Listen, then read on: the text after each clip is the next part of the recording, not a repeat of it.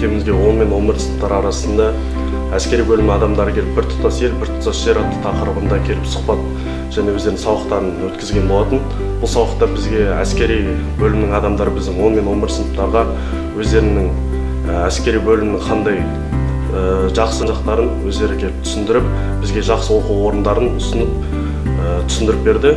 Бұл жерде біздің 10 мен 11 сыныптар өздеріне керек мағлұматтарды алды, және де олар бізге әскери өмірдің және кезеңдерін бір-біртіндеп түсіндіріп берді.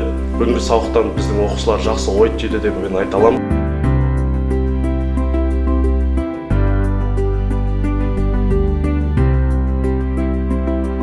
Қазіргі таңда біздің қарулы күштеріміздің қорғаныс министрлігінің тарапынан көптеген жұмыстар жүріп жатыр. Яғни ол қазіргі таңда біз жастардың әскери борышын өтеу туралы көптеген жұмыстар жүргізіп жатыр. Сондықтан да бүгінгі біздің өткізілген іс-шарамыз Сарыөзек ауылындағы Күреңбел орта мектебінде ерлік сабағын өткіздік. Ерлік сабағын өткізу мақсаты тек қана ол отансүйгіштік емес, яғни ол әскерден бас тартпау, яғни әскерден қорқу қажет емес, яғни ол ер азаматтардың басты міндеті борыш.